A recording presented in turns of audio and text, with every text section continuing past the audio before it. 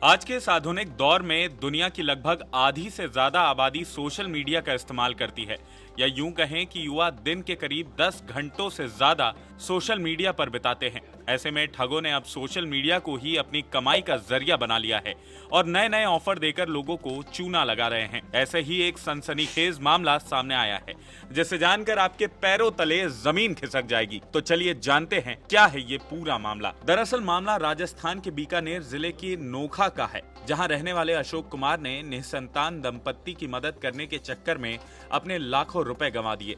बताया गया कि अशोक कुमार को बीते दिनों एक फोन कॉल आया।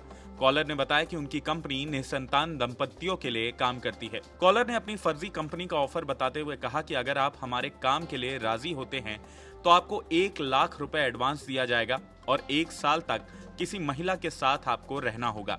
काम पूरा होने के बाद आपको 8 लाख रुपए दिए जाएंगे। दिल्ली बेस्ड कंपनी बताकर कॉलर विकास शर्मा और आलोक कुमार ने अशोक को बताया कि अगर आप गर्भवती करने के लिए राजी हो जाते हैं तो आपको प्रिया वर्मा नाम की युवती से बात भी कराएंगे। जैसे ही अशोक कुमार के हाँ कहने पर प्रिया वर्मा नाम की युवती ने अशोक से बात की और 1 साल तक रहकर गर्भवती करने को कहा।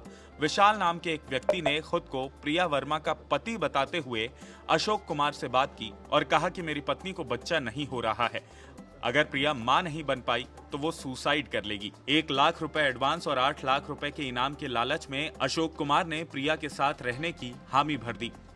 इसके बाद ठगों ने नए नए बहाने बनाते हुए अशोक से पैसे वसूलना शुरू कर दिए।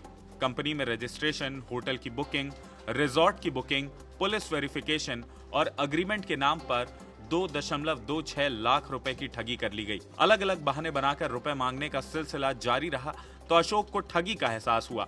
जब उसने रुपए देने बंद कर दिए तो ठगों ने पुलिस में केस दर्ज कराने की धमकी देकर ब्लैकमेल करना शुरू कर दिया। शातिर ठग अब पीड़ित से 10 लाख रुपए की डिमांड कर रहे हैं। पीड़ित अशोक बेहद डरा हुआ है, वो न्याय के लिए भटक रहा है। शातिर बदमाशों ने एक फर्जी अग्रीमेंट भी तैयार करवाया, जिसे प्रेगनेंसी अग्रीमेंट बताया गया। इस अग्रीमेंट में लिखा था कि अशोक कुमार को 14 नवंबर 2023 से 14 नवंबर 2024 तक प्रिया वर्मा के साथ ही रहना होगा। ठगों ने मुंबई पुलिस का एक फर्जी वेरिफिकेशन सर्टिफिकेट अशोक को भेजा, जिस पर मुंबई पुलिस की वर्दी पहने एक अफसर की फोटो भी लगी थी। ठगों ने कहा कि उनकी कंपनी नेशनल लेवल की है। अग्रीमेंट होने के बाद अगर वो प्रिया वर्मा के साथ नहीं रहेगा और उससे संबंध नहीं बनाएगा तो उसके खिलाफ थाने में रिपोर्ट दर्ज कराई जाएगी। सबसे पहले अशोक ने कंपनी में रजिस्ट्रेशन के नाम पर 500 रुपए दिए, फिर स्टाम्प खरीदने के लिए 500 रुपए और लिए गए। अग्रीमेंट तैयार करने के लिए अशोक से फोटो मंगवाई और 4,149 रुपए और लिए गए। 1 लाख रुपए के एडवांस भुगतान से पहले वकील के लिए फीस मांगी गई।